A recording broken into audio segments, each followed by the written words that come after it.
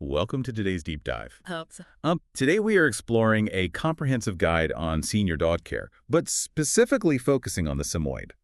Our mission today is to uncover how this iconic, smiling Arctic worker actually ages, because it's not a sudden event. It's this very quiet shift that happens primarily beneath their famous thick coat. Right, yeah. It's incredibly subtle. Exactly. Picture this. Your Samoyed turns 10. And you're waiting for that classic hallmark of doggy old age to appear. You're looking for the gray muzzle, the cloudy eyes, that obvious physical settling you see in like a golden retriever or a lab, but it just never happens. You look at your dog and they're still a giant, perpetually smiling, fluffy white cloud. Yeah, to the naked eye, they look identical to how they looked at age 3. Okay, let's unpack this, because this isn't a somber, sad look at the end of a dog's life. Rather, these sources provide an empowering, highly practical framework for adapting your world. It's about maintaining their comfort, their dignity, and that famous Samoyed smile when their physical reality begins to really quietly shift. What's fascinating here is that aging in Samoyeds completely defies a single number or a specific birthday. I mean, you cannot simply mark a date on the calendar and declare, my dog is now a senior. Right. Is defining a senior dog like trying to pinpoint exactly when a human becomes middle-aged? Like, it's not a switch that flips on a birthday. Exactly. It's not a switch at all. The transition is this invisible, highly complex calculation of their genetics, their lifetime health history, their environment, their dental health, and their weight. It demands that owners develop a completely different kind of observation. You really have to look past the deception of that magnificent, fluffy exterior. You do, because they instinctively hide weakness. Their pain language is entirely biomechanical. They are, they're negotiating with their changing joints through these tiny micro adjustments in their gait. And if you're an owner, I'd imagine it's incredibly easy to see your dog maybe hesitate for a split second before jumping into the back of the SUV, or panting a little earlier on a morning walk and just wave it off. Oh, happens all the time. The sources actually call this the just age trap. We dismiss these mechanical shifts as merely getting older, rather than recognizing them as a dog actively managing discomfort. Wow, the just age trap. That makes so much sense. Yeah, and dismissing those subtle biomechanical shifts is the most dangerous assumption an owner can make. The dog's body is constantly trying to maintain balance.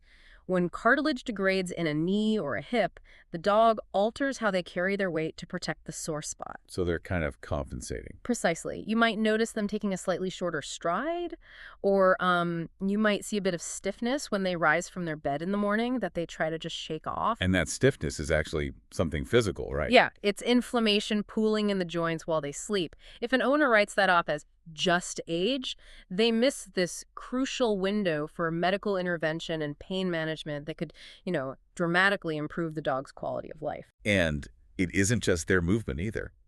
The sources point out that for a vocal breed like the Samoyed, their voice is a massive indicator of hidden pain. Oh, absolutely. Like, if their famous repertoire of roos and barks suddenly shifts, maybe they are uncharacteristically quiet, or conversely, much more vocal and restless in the evening, they're communicating distress. Or, like, if a dog suddenly snaps when you brush behind their ears, they aren't just being grumpy, they're actually guarding a painful area. Yes, that guarding behavior is a vital clue. I mean, they still possess that immense loyalty and desire to be close to you, but the physical rhythm underneath their behavior has fundamentally changed. They are asking you to recognize that their physical threshold is just lower now. Which make total sense. So that biomechanical negotiation with pain leads directly into how we manage their day-to-day movement. If every step is a calculation and they are dealing with inflammation, the immediate reflex for most of us is to protect them, Right, to keep them safe. Yeah, the instinct is to wrap them in bubble wrap. So wait, if they are stiff or slowing down, shouldn't our instinct be to just let them rest all day, let them be a total couch potato? I get why people think that, and while the protective instinct is completely understandable, stopping their physical activity is physiologically the worst thing you can do. Wait, really? The worst thing? Yes. A senior Samoyed still desperately needs life in motion. Joints are supported by a scaffolding of muscle. If you erase exercise from their routine, that muscle atrophies very rapidly.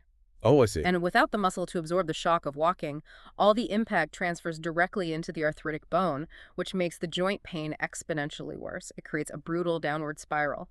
Pain causes inactivity, inactivity causes muscle loss, and then, muscle loss creates more pain.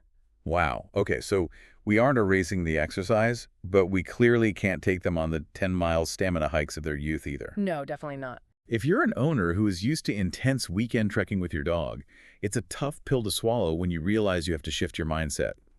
The sources emphasize replacing long, punishing routes with shorter, more frequent walks, and relying heavily on something they call sniffing time. Shifting to sniffing time is just a brilliant adaptation. A dog's brain dedicates a massive percentage of its processing power to the olfactory bulb. So just smelling things. Yeah, processing complex scents requires immense cognitive energy for them.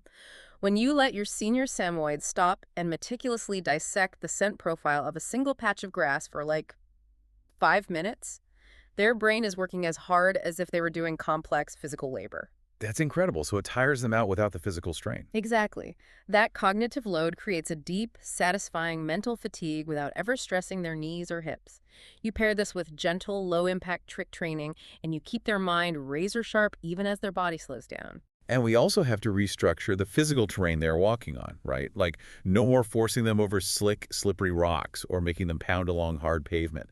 The impact is just too jarring. Way too jarring. The focus shifts to softer, forgiving surfaces, like dirt trails or grass. But modifying where and how they walk introduces this massive variable of when they walk. Because we really have to talk about the climate. Oh, yes. The climate is huge. Here's where it gets really interesting. It's the irony of a legendary snow dog suddenly needing active help staying warm. It's like their aging bodies become a house with a completely shattered thermostat. The shattered thermostat is actually the perfect analogy for their changing physiology. We always discuss how sensitive Samoyeds are to the heat, but the aging process takes that sensitivity and multiplies it. Because they can't cool down as easily. Right. With age often comes a natural decrease in cardiovascular efficiency. Panting isn't just breathing fast. It relies on pumping hot blood to the tongue where saliva evaporation cools it, and then circulating that cool blood back to the core. If the heart muscle is weaker, or the dog is carrying excess weight, that thermal exchange mechanism just begins to fail. And the source material is remarkably stark about this. For a senior Samoyed, a hot day is no longer just an uncomfortable afternoon. It is a critical health event waiting to happen, like an actual emergency. A total emergency, yes. The warning signs aren't subtle either. You're looking for excessive panting that simply won't settle down, a sudden look of confusion, thick drooling, or sudden weakness in the hind legs. Those symptoms indicate that the core body temperature is reaching dangerous levels and their internal cooling system has essentially crashed. This physiological reality means exercise must be strictly relegated to the coolest edges of the day, early morning or late evening. And during the day. During the day, they need guaranteed access to robust indoor cooling, deep, heavy shade, and excellent air ventilation. You simply cannot gamble with intense solar radiation and an older Arctic breed. But the paradox on the other side of the thermometer is what really catches owners off guard, I think. This breed was engineered to pull sleds through freezing Arctic storms. But the sources highlight that, as they age, they frequently lose their legendary winter tolerance. The dog that used to stubbornly sleep in a snowbank for hours might now be shivering on the kitchen floor. If we connect this to the bigger picture, environmental management like ambient room temperature and the quality of their bedding is a direct, non-negotiable extension of pain management. Interesting. How so? Well, as a Samoyed ages, they naturally lose muscle mass and subcutaneous body fat. They lose their internal furnace, basically. When you combine a thinner body condition with arthritis, dampness, and cold ambient air penetrates straight into the bone. The structural inflammation in their joints flares up aggressively in cold, drafty environments. Oh, I hadn't thought about that. This means warm, dry, orthopedic bedding becomes essential. A thin fleece blanket on cold tile just doesn't cut it anymore. They need foam that suspends their joints away from the hard floor. Absolutely. And the sources issue a very specific warning about wet coats. If your senior Samoyed gets soaked in the rain or snow, you can never ever let them air dry slowly in a cold room. Yeah, that comes down to evaporative cooling. As water slowly evaporates out of that incredibly dense double coat, it pulls thermal energy directly away from the dog's core. And a young dog can handle that. A young, heavily muscled dog generates enough internal heat to counteract that process, yeah. But for a senior dog with degraded muscle and arthritis, that slow cooling process acts exactly like a wet wetsuit that you can't take off in a freezing room. That sounds miserable. It is. It locks the dampness against the skin and causes their joints to ache terribly. You have to actively blow dry them to protect their core temperature. Okay, so since their entire ability to regulate temperature relies on the structural integrity of that famous double coat, we have to look at grooming not just as an aesthetic chore, but as a vital medical necessity. The coat is their barometer. But we've already established that standing up for a 2-hour marathon brushing session is agonizing for their aging joints. Right, so the approach to grooming has to undergo a radical shift. It actually becomes more important to groom them, but the sessions must be significantly shorter and gentler. So breaking it up. Yes. You break it up into 10-minute stretches over several days. You let the dog lie down. Because if you allow your consistency to slip, the undercoat impacts and creates mats. And a matted coat on a senior dog is a cascading disaster. It traps that moisture against the skin in the winter, freezing them. And in the summer, it prevents any air from circulating down to the skin, which traps heat against the body and pushes them toward that heat stroke we discussed earlier. Beyond the thermal dangers, mats act like tight rubber bands. They are constantly pulling at the fragile skin and causing low-grade, unrelenting pain. Most dangerously, a thick matted coat acts as a visual shield. A visual shield, like it hides things. Exactly. It completely hides severe skin irritation, parasitic infections, hot spots, wounds, or even new tumors. The brush is essentially an investigative tool. When a dog that historically tolerated grooming suddenly pulls away or snaps when you touch a specific area, it is almost always a signal of underlying pain, not an attitude problem. This brings up the massive visual deception of the fluff. Okay, how do we even know they're losing weight or muscle if they constantly look like a giant fluffy cloud? The sources point out that a Samoyed could lose 5 pounds of crucial muscle mass, and from across the living room, their silhouette looks identical to when they were perfectly healthy. You cannot rely on your eyes with this breed. You have to use your hands. During those gentle 10-minute grooming sessions, you must actively palpate the dog's structure. You run your hands firmly over their shoulder blades, down the ridge of their spine, along the rib cage, and over the hindquarters. You are physically feeling the muscle tone and checking the true body condition hidden beneath the fur. We also have to address the mechanics of their paws. When a dog slows down and isn't striking the pavement with the same force or frequency, their nails stop wearing down naturally. And overgrown nails are catastrophic for a dog with failing joints. Overgrown nails alter the entire biomechanical geometry of the dog's leg. Yeah. Imagine trying to walk across a slippery grocery store floor wearing long, hard tap-dancing shoes. Oh, that sounds awful. No traction at all. It ruins their natural traction. But worse, the long nail pushes the toe up, which alters the angle of the wrist, which then cascades up to the elbow and the shoulder. For a dog that is already navigating a shaky gait and weak muscles, overgrown nails force them into abnormal compensatory postures that multiply their joint pain. So you really need to stay on top of trims. You have to. And you must communicate all of this, the inability to stand for long, the joint pain, the crucial need for frequent nail trims to your professional groomer so they can handle the dog with the necessary care. That hidden physical decline we see in their muscles, joints, and paws is mirrored by an even quieter decline happening inside, starting with the fuel they take in. Nutrition for a senior Samoyed doesn't have a magic universal answer. No, it really varies from dog to dog. Right, because some dogs gain weight because their metabolism and activity levels plummet, but their owners keep feeding them the same massive portions, while others lose weight due to underlying illness, poor digestion, or, incredibly commonly, hidden dental pain. Periodontal disease is an insidious enemy of the senior dog. Bad breath is often dismissed as just a quirky side effect of old age, but it's actually an indicator of decay, infection, and deep pain. And it doesn't just stay in the mouth, right? Exactly. The bacteria from that dental disease doesn't stay in the mouth. The gums are highly vascular, meaning that bacteria gets a direct highway to the heart, liver, and kidneys, taxing the dog's entire immune system. Furthermore, the localized pain in their mouth causes them to drop food, chew awkwardly on one side, and disrupts their sleep due to the constant throbbing. The sources point out that alongside this hidden internal pain, their actual perception of the external world is shrinking. Their senses are diminishing. We're talking about the clouding of the lenses in their eyes, significant loss of peripheral vision, and a steep decline in auditory processing. And this shrinking sensory world often masquerades as behavioral problems. Yeah. An owner might call their dog, and the dog doesn't even flick an ear in response. If an older dog suddenly starts ignoring you or having accidents inside, isn't the instinct to think they are just being stubborn or acting out? This raises an important question regarding how we interpret our dog's actions in their final years. When a heavily trained, historically obedient dog suddenly starts ignoring you, or pacing all night, or having house training accidents inside, the human instinct is to assume they are acting out or being stubborn. Because they've been good for 10 years. Exactly. But none of this is bad behavior. A dog failing to respond to a recall command is likely just experiencing hearing loss. A dog having an accident in the hallway might be doing so because their arthritis makes the cold trip to the yard too painful to endure. Imagine waking up one day and the lights in your house are dimmed by 50%, everything sounds like you're underwater, and your knees ache. Every shadow becomes a potential threat. It induces a profound state of vulnerability. Vision loss makes the familiar stairs look like a dangerous cliff face.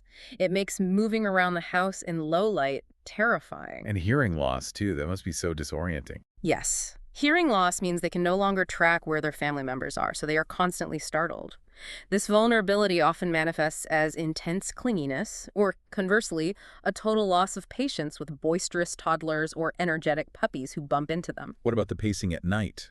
If they are pacing at night, it could be cognitive dysfunctions similar to dementia, but it could also simply be unmanaged joint pains spiking when the house is quiet and there are no distractions. Knowing that their sensory input is shrinking and their physical mechanics are failing dictates exactly how we must restructure their physical world.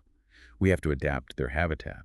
It sounds like we need to think of our homes less like a playground and more like an accessible, supportive luxury hotel for them. It's about protecting their dignity, not treating them like they're made of glass. The home environment must become intensely reliable. The most immediate modification is traction. Every time a weak dog takes a step on slick hardwood or tile, their adductor muscles have to fire constantly just to keep their legs from splaying out. It's exhausting. So rugs are a must. You must put down non-slip rugs or yoga mats to create safe pathways through the house. You also need to implement ramps or gentle carpeted steps for getting into the car or onto their favorite piece of furniture. A dog jumping down from an SUV onto concrete is absorbing massive impact on shoulders that can no longer handle the shock. You also have to consider their daily resources. Water bowls need to be easily accessible on every floor so they don't have to navigate stairs just to get a drink. You should install plug-in nightlights along the hallways to help their failing vision after the sun goes down. And what about furniture? Does that matter? Crucially, you must maintain consistent furniture placement. As their vision degrades, they navigate your home primarily by spatial memory. If you move the coffee table 2 feet to the left, they will walk right into it, and that collision shatters their physical confidence. They also need a protected resting area. A quiet, draft-free spot away from the chaos of the household where they know they won't be accidentally bumped into. But modifying the home is only half the battle, right? Right, it's an ongoing process. The sources are very clear that owners must actively track the dog's ongoing well-being to know if these modifications are actually working. We aren't just looking at what they do, we have to look at how they do it. Meticulous record keeping is your greatest diagnostic tool. You cannot judge a dog's quality of life by a single bad Tuesday. Aging bodies have rough days. You must track patterns over weeks and months. Like tracking their sleep and stuff. Yes, you observe how they sleep. Are they resting deeply or getting up to reposition every hour? You monitor their breathing rate while resting, their enthusiasm for food, their ease in toileting. Do they still show genuine, bright-eyed interest in a slow 10-minute sniff walk? Does their daily routine still bring them moments of real joy? And the sources provide a very calm, definitive rundown of the red flags. These are the physical mechanisms failing in a way that requires immediate veterinary intervention. You don't wait and see, you make the call. You contact your vet immediately for any unexplained collapse, sudden weakness in the hindquarters, or an inability to stand. Breathing difficulty, or heat distress that doesn't resolve with rest and cooling. Right, any of those are immediate triggers. Absolutely. Also repeated vomiting, unexplained weight loss, or severe lethargy, and certainly any severe itching, raw hot spots, or sudden acute confusion that leaves the dog staring blankly into corners. Those aren't reasons to live in a state of daily panic, but they are firm boundaries to keep you from falling back into that trap we talked about at the very beginning, dismissing a treatable medical crisis as just getting older. So what does this all mean? When we zoom out and look at all these moving parts, The shift to sniffing walks, the meticulous heat management, the investigative grooming, the non-slip rugs, the dental awareness. It means that the senior Samoyed is still the exact same smiling, loyal Arctic worker they were at age 3. They really are. They haven't fundamentally changed who they are. Exactly. They are simply moving through the world at a much gentler, more calculated pace. It's the owner's care that must change. It must become softer, significantly more observant, and deeply precise. It demands a profound shift in the human-animal relationship. And I think it's deeply moving to consider how learning to adapt our homes and our patience for an aging dog perfectly mirrors how we must learn to adapt to the aging of our human loved ones. Caring for a senior dog is ultimately a masterclass in empathy and observing what is unspoken. What a beautiful way to frame it. A masterclass in empathy. Thank you so much for joining us on this deep dive.